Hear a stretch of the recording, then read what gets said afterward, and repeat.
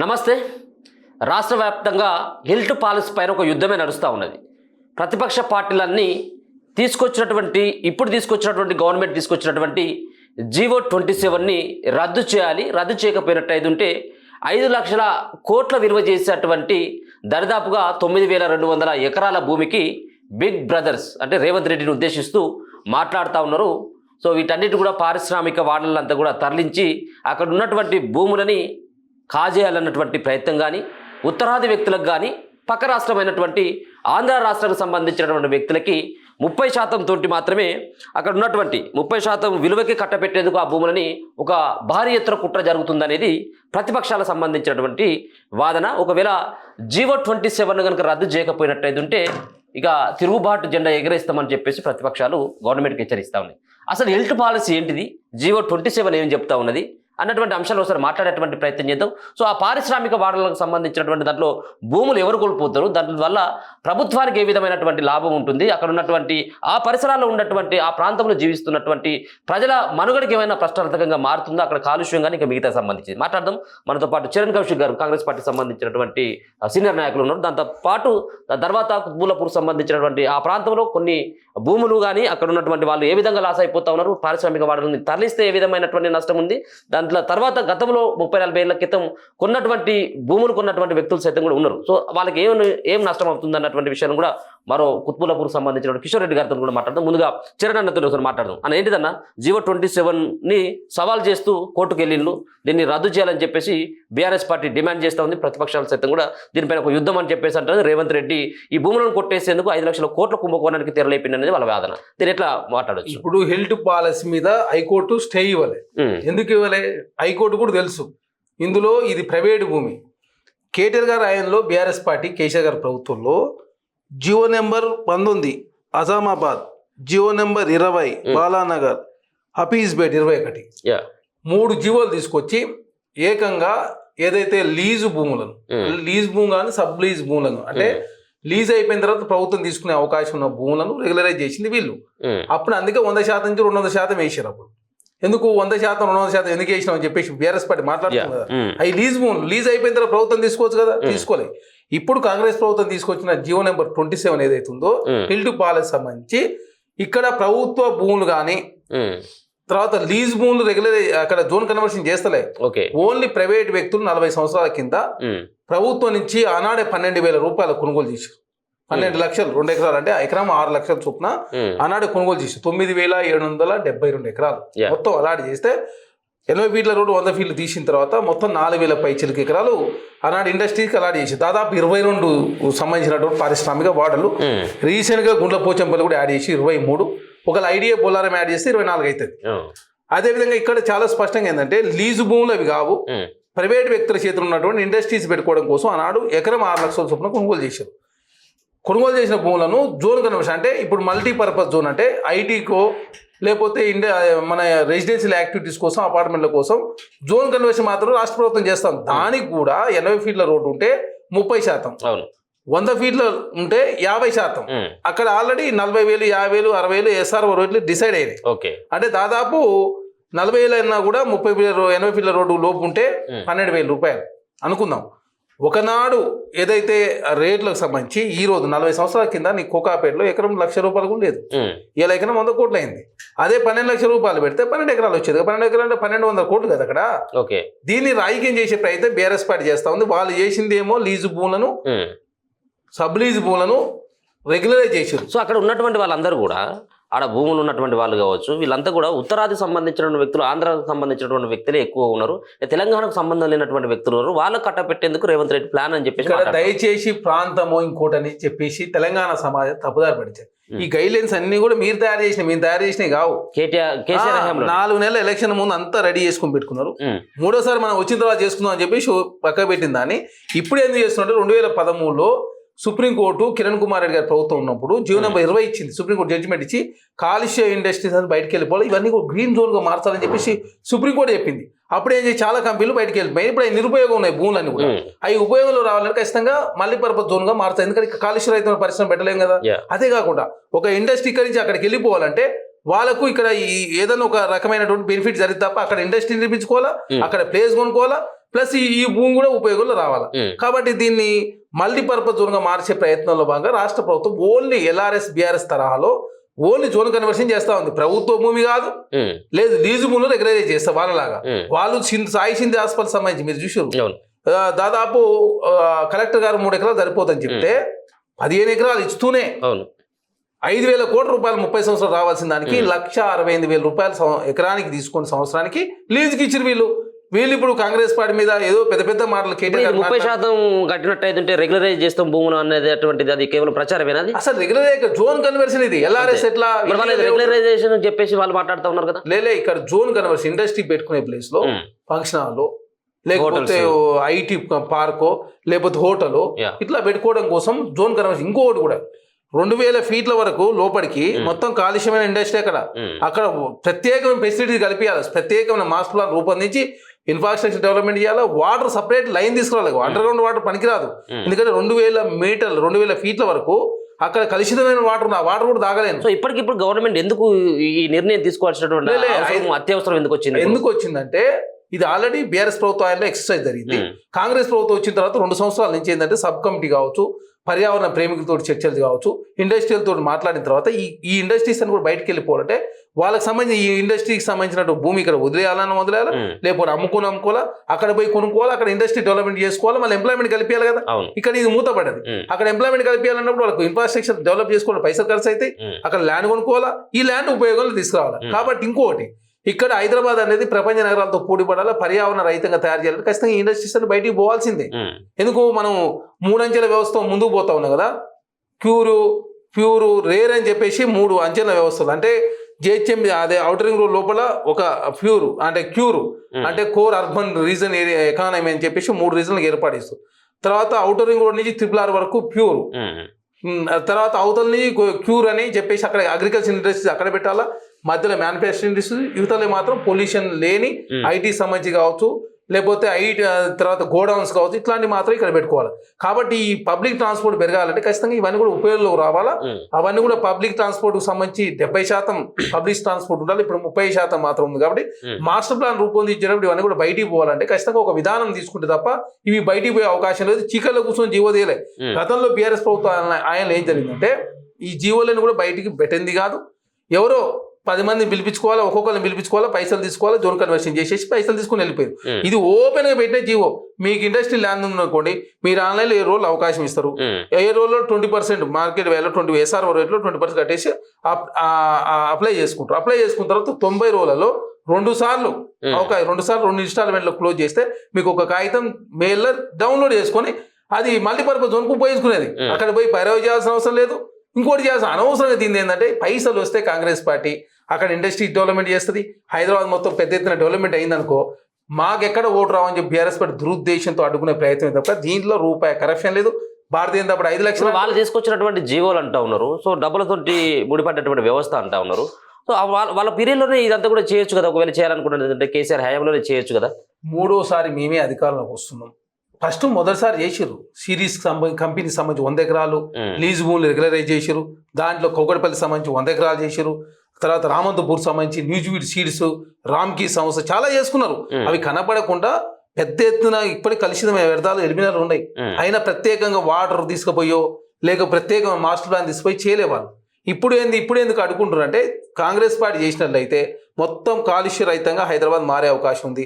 ఇప్పుడే భారతదేశం ప్రపంచంలో అత్యంత కాలుష్యమైన దేశంలో 3వ place. First Pakistan, number 2 Bangladesh, number 3 ఉన్నది.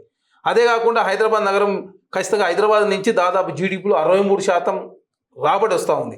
అది ఇంకా 10 సంవత్సరాలు 73% పోయే అవకాశం. కాబట్టి ఈ నగరాన్ని కాపాడుకోవాలంటే ఖచ్చితంగా పబ్లిక్ ట్రాన్స్పోర్ట్తో పాటు ఇండస్ట్రీస్ కూడా బయటికి పోతే తప్ప ఈ దీని నుంచి బయటపడమని చెప్పేసి ప్రభుత్వం భావించి ఒక సదుద్దేశంతో ముందుకు పోయే ప్రయత్నంలో భాగంగా, ఎందుకంటే 2047 మన విజన్తో ముందుకు పోతున్నాం కదా, 2034 నాటికి $1 ట్రిలియన్, 47 నాటికి $3 ట్రిలియన్. అదే కాకుండా కాలుష్య రహితమైన ఇండస్ట్రీస్ అని కూడా ఇక్కడ జిహెచ్ఎంసీ లోపల అవతల మ్యానుఫ్యాక్చరింగ్ యూనిట్, దాని తర్వాత అగ్రికల్చర్ ప్రోడక్ట్స్ సంబంధించిన యూనిట్లు, వ్యవసాయము, గ్రామీణ స్థాయి వరకు ఒక ప్లానింగ్తో ముందుకు పోతున్నాం. కాబట్టి ఖచ్చితంగా కాంగ్రెస్ పార్టీ మంచి మూసిని చేస్తే పేరు వస్తుంది, హైడ్రా తీసుకొచ్చి చెరువులు కాపాడితే పేరు వస్తుంది, హైడ్రా తర్వాత మెట్రో విస్తరించుకుంటే కాంగ్రెస్ పార్టీ పేరు వస్తుంది, RRR తీసుకొస్తే పేరు వస్తుంది, అండర్ గ్రౌండ్ విద్యుత్ 14,000 కోట్ల రూపాయల సమయం తీసుకొస్తే పేరు వస్తుంది, తర్వాత ఎక్స్ప్రెస్ హైవేలు కావచ్చు, డ్రై పోర్ట్ కావచ్చు, తర్వాత 4 సీట్ నిర్మాణం, ఇవన్నీ అడ్డుకునే ప్రయత్నమే తప్ప దీంట్లో కరెక్షన్ అనేది లేదు. అంటే మీరు చేస్తున్నటువంటి అభివృద్ధిని వాళ్ళు ఓర్వలేక ఇటువంటి వ్యవహారం చేస్తారు. అది ప్రజలకు ఒకవేళ కనుక ఉపయోగపడట్లేదు. కొంతమంది పర్యావరణ ప్రేమికులు సైతం కూడా దీన్ని వ్యతిరేకిస్తున్నటువంటి వాళ్ళు కూడా మాట్లాడుతున్నారు. పొలిటికల్ కు సంబంధం లేనటువంటి వ్యక్తులు కూడా మాట్లాడుతూ ఉన్నారు కదా. వాళ్ళందరూ అనేది ఏంది, ప్రభుత్వం తీసుకోవాలంటారు. ప్రైవేట్ వ్యక్తులు తీసుకున్న భూమి నువ్వు ఎట్లా తీసుకుంటావు? ఇప్పుడు ఒక రోడ్డు పోతుందంటే రోడ్డు తీసుకుంటావు, ఒక ఆల్రెడీ ఇండస్ట్రీ కోసం వాళ్ళు ఇచ్చారు, మేము అదే ఇండస్ట్రీస్ కాలుష్యం కాకుండా వేరే పెట్టుకుంటాం అని చెప్తారు, నీకు ఇవ్వరు కదా. ఇవన్నీ వివాదాలు దారితీస్తుంది, దాంతో డెవలప్మెంట్ కుంటుపడుతుంది కదా. దానిలో బాగా మధ్య మార్గంగా అటు ఇండస్ట్రీ పెట్టుకుంటాం. చూసినాం కదా, ఇప్పుడు 2 ఎకరాలకు సంబంధించి 1,200 కోట్లు రావాల్సిన వ్యక్తికి ఎంత తక్కువ వచ్చిందో మనమే చూసినాం. 1,200 కోట్లు కోకాపేలో కొని ఉంటే 1,200 కోట్లు ఇన్ని రోజుల పాటు ఎంప్లాయ్మెంట్ ఇచ్చిండు, గవర్నమెంట్ ట్యాక్స్లు కట్టిండు, మున్సిపల్ ట్యాక్స్ కట్టిండు, అదే కాకుండా తర్వాత ఇన్కమ్ ట్యాక్స్ కట్టిండు, జిఎస్టీలు కట్టిన వ్యక్తికి ఏం లాభం జరిగింది?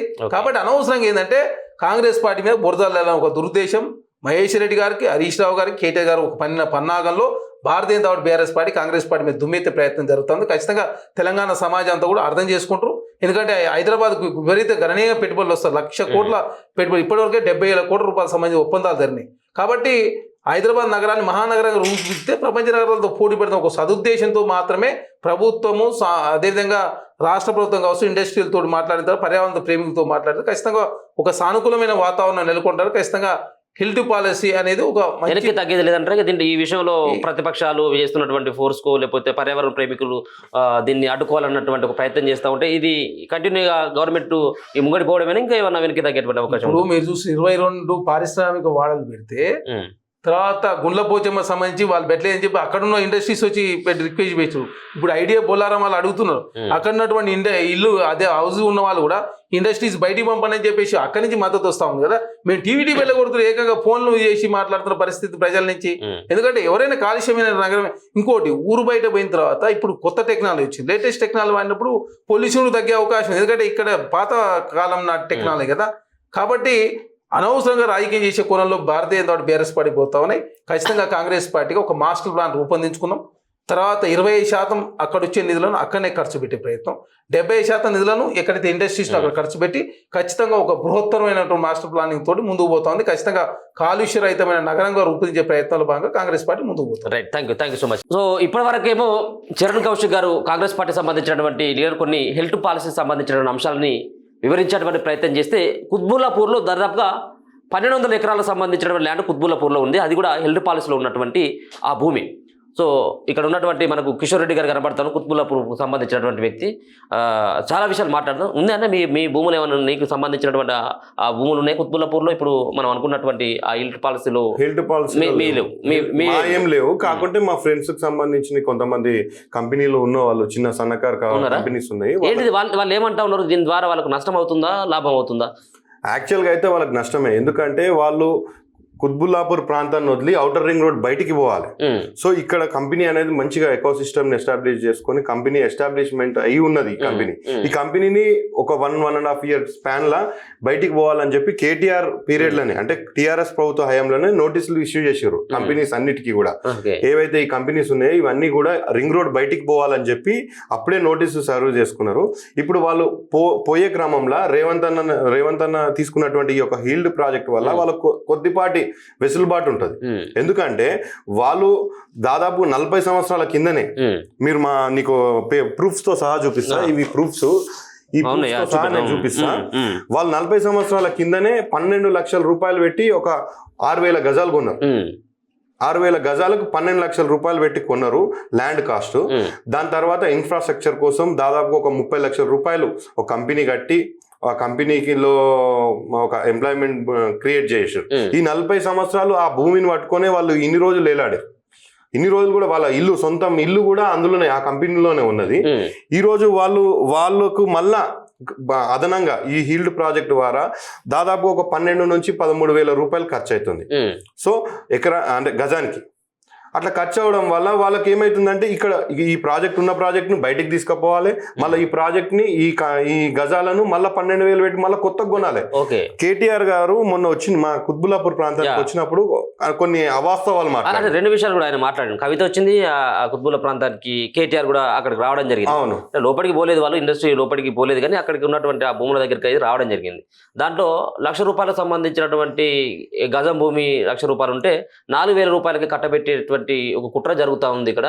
సో ఇదంతా కూడా రేవంత్ వెనకాల చాలా పెద్ద భారీ కుట్ర ఉంది. దీంట్లో 5 లక్షల కోట్ల రూపాయలని వెనకేసుకునేందుకు ఓ కుట్ర చేస్తూ ఉన్నాడు అనేది మాట్లాడతారు. నిజమేనా అక్కడ 4,000 రూపాయలకే గజం చొప్పున ఇప్పుడు దొరుకుతుందా కేటీఆర్ అన్నట్టుగా? కేటీఆర్ అన్నట్టు 4,000 5,000 గజం దొరికే పరిస్థితి లేదు. ఎందుకంటే గవర్నమెంట్ వాల్యూ ఇప్పుడు మీరు ఈ 1,200 ఎకరాలకు సంబంధించి 5 ఫేస్లు అండి. 5 ఫేస్లల్లా గవర్నమెంట్ వాల్యూ ఫేజ్ 1 42,000 గజం ఉంది, ఫేజ్ 2 77,000, అంటే ఆడ హౌసింగ్ ప్రాంతం. మీది ఏ ఫేస్ లో వస్తుంది ఇప్పుడు మీ కుత్బుల్లాపూర్? అన్ని ఫేస్లు ఈ 1,200 ఎకరాలకు సంబంధించి 5 ఫేస్లు కేవలం 5వ ఫేస్ ల మాత్రమే మనకు లీజ్ డాక్యుమెంట్స్ ఉంటాయి.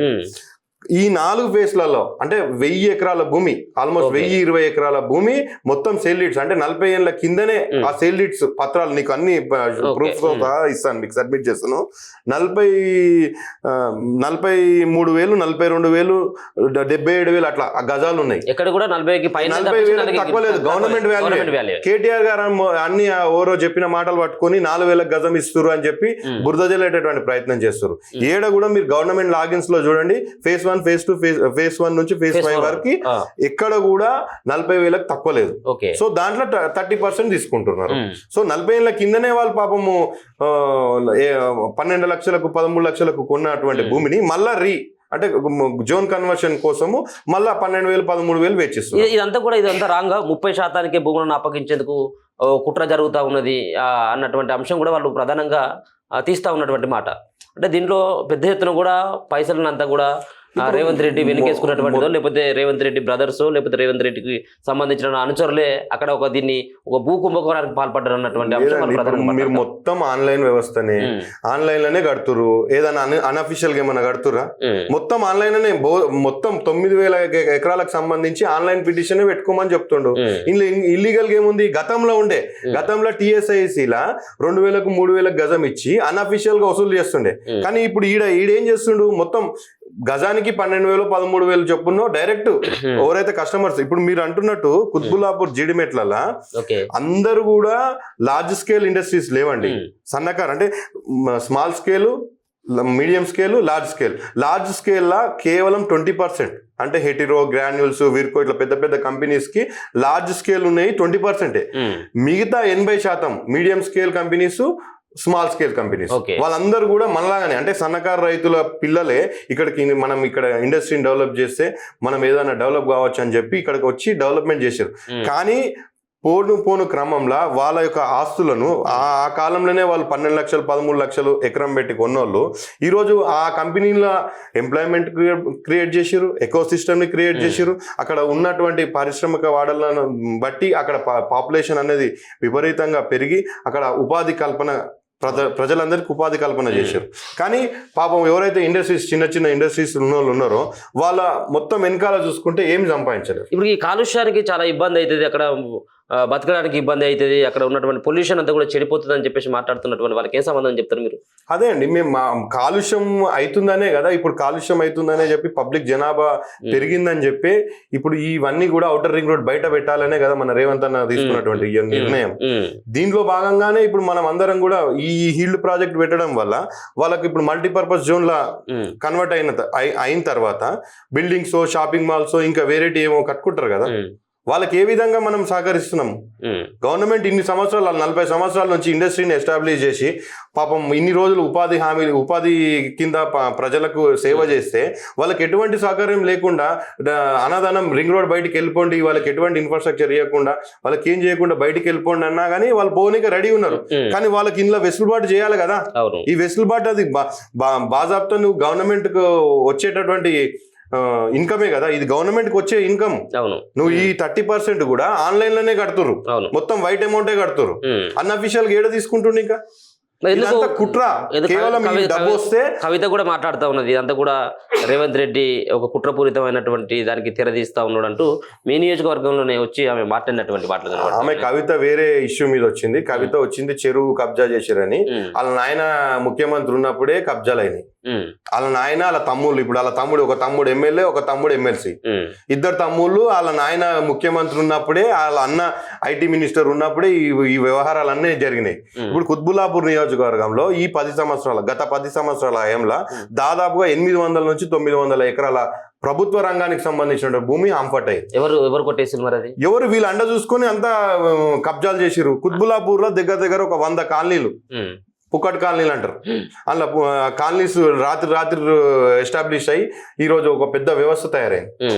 ఆ భూములు పోయినాయి. అవి మీద ఎటువంటి మాటలు, ఇప్పుడు వివేకానంద గారు కానివ్వండి, ఎమ్మెల్సీ గారు కానివ్వండి, ఆ భూముల మీద ఎటువంటి మాటలు లేవు. ఈ కేటీఆర్ తీసుకొచ్చి వాళ్ళ పాత్ర ఉందా? 800-900 ఎకరాలకు సంబంధించిన వాళ్ళు గమ్మునున్నారు కాబట్టి, వాళ్ళ చాతగానితనం వల్లనే కదా ఈ రోజు ఇన్ని కబ్జాలు అయినాయి. ఈ రోజు వాళ్ళు కరెక్ట్ ఉండుంటే ఈ కబ్జాలు కాకపోతుండే కదా. ఆ భూములు పోయినాయి.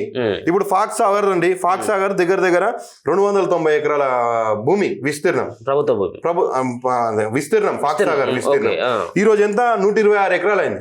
దాని చుట్టుముట్టు మొత్తం ఈ కంపెనీలు ఎస్టాబ్లిష్ చేసిందే వివేకానంద సంబంధించినటువంటి అనుచరులు.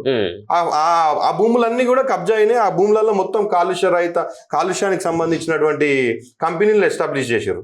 ఇప్పుడు ఆ కంపెనీలను బయటికి పంపిస్తే మళ్ళీ నాకు రేపటి నాడు ఈ ఇన్కమ్ రాదు కదా. నెలకు ఇన్కమ్ వస్తుంది. కుత్బుల్లాపూర్ నియోజకవర్గంలో ఉన్నటువంటి కొంతమంది నేతలకు నెలకు ఇన్కమ్ వస్తుంది కెమికల్ కంపెనీల ద్వారా.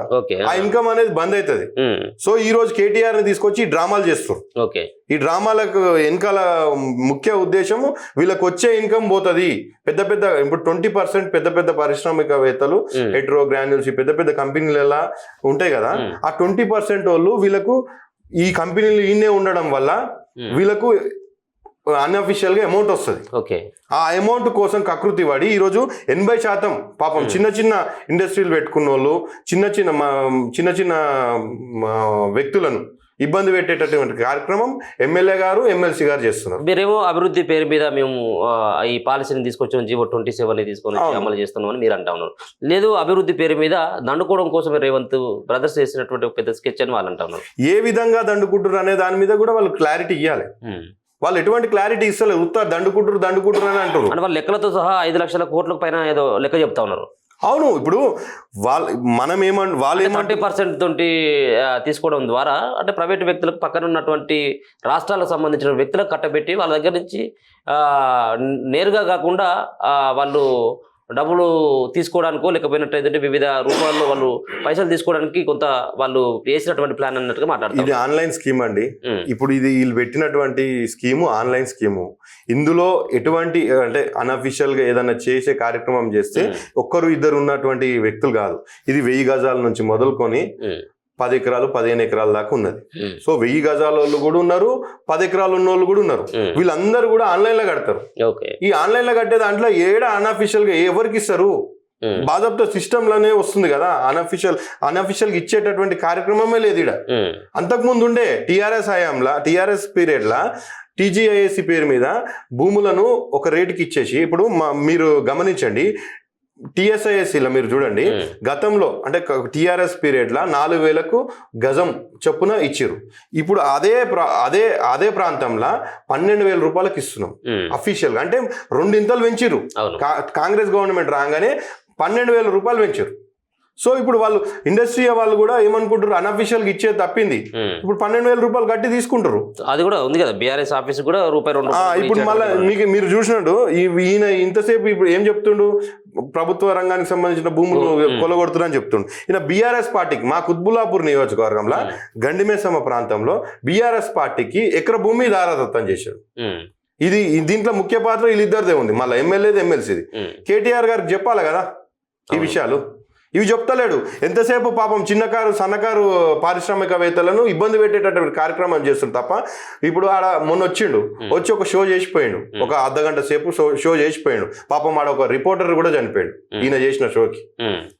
సో ఆ రోజు వచ్చి ఏమన్నాడు, కార్మికుల దగ్గర ఒక అడ్డా ఉంటుంది మా దగ్గర, అమాలి అడ్డ దగ్గరకు పోయి కార్మికుల పక్షాన మాట్లాడుతున్నా అని చెప్పి మాట్లాడాడు. ఈ 10 సంవత్సరాల హయాంలో మీరు చెప్తారు కదా 10 సంవత్సరాల హయాంలో ఎంతమంది కుత్బుల్లాపూర్ నియోజకవర్గానికి సంబంధించినటువంటి వ్యక్తులకు నువ్వు డబుల్ బెడ్రూమ్లు ఇచ్చినావు. ఓకే, ఇప్పుడు ఎంత పర్సెంట్ ఇచ్చినావు? శ్వేతపత్రం రిలీజ్ చేయి, వివేకానంద గారు మీరు రిలీజ్ చేయండి. ఎంతమందికి ఇచ్చినావు? నువ్వు ఇచ్చిందంతా డబుల్ బెడ్రూమ్ మొత్తం ఆల్ ఓవర్ తెలంగాణకు సంబంధించినటువంటి వ్యక్తులల్లా ఒక డిప్ పాలసీ తీసి అందరికీ కలిపి ఇచ్చిండు. ఓకే, కానీ కట్టిందేమో కుత్బుల్లాపూర్ ప్రాంతంలో దాదాపుగా దుందియాల ఒక 3,000 నుంచి 4,000 ఇల్లులు కట్టిరు, గండిమేసంలో 2,000 ఇల్లులు కట్టిరు. అట్లా మొత్తం కుత్బుల్లాపూర్లోనే 7-8 యూనిట్లుగా డివైడ్ చేసి మొత్తం కట్టిరు. కానీ ఇచ్చింది మాత్రం కుత్బుల్లాపూర్లో ఉన్న ప్రజలకు ఏమి ఇవ్వలేరు, ఎక్కువ 10% కూడా ఇవ్వలేరు. సో వీళ్ళు మళ్ళీ మాట్లాడుతున్నారు, ఇప్పుడు ఈ పాలసీని అడ్డుకునేటటువంటి ప్రయత్నం చేస్తారు. Right, thank you so much. So మొత్తానికి ఇది హెల్త్ పాలసీ సంబంధించినటువంటి అంశంలో ప్రభుత్వం ఖచ్చితంగా వెనక్కి తగ్గేదే లేదన్నటువంటి అంశం చెప్పుకుంటూనే ఇక్కడ ఉన్నటువంటి ప్రతిపక్ష పార్టీలు బురద జల్లటువంటి ప్రయత్నం చేస్తూ ఉన్నారు. సో 4,000 రూపాయలకు గజం చొప్పున ఇచ్చేందుకు ఇక్కడ ఉన్నటువంటి రేవంత్ రెడ్డి ప్రభుత్వం పనిచేస్తూ ఉందని చెప్పేసి ఏదైతే మాట్లాడుతున్నారో దీంతో ఆధారాలతో సహా ఇక్కడ కూడా గవర్నమెంట్ రేటే 42,000 రూపాయలకు సంబంధించినటువంటిది ఉంది. అట్లాంటిది 4,000 రూపాయలకి ఎట్లా కట్టబెట్టుతారు? ఇదంతా కూడా ప్రజలను తప్పుదోవ పట్టించేటువంటి విధంగా ఇప్పుడున్నటువంటి ప్రతిపక్ష పార్టీలు బురదజాలటువంటి ప్రయత్నం చేస్తుందన్నటువంటి అన్ని అంశాలను కూడా కులంకుశంగా మాట్లాడేటువంటి ప్రయత్నం అయితే చేయడం జరిగింది. ఇక్కడ ఉన్నటువంటి కిషోర్ రెడ్డి గారు కానీ చరణ్ కౌశిక్ గారు కానీ చూస్తూనే ఉండండి మన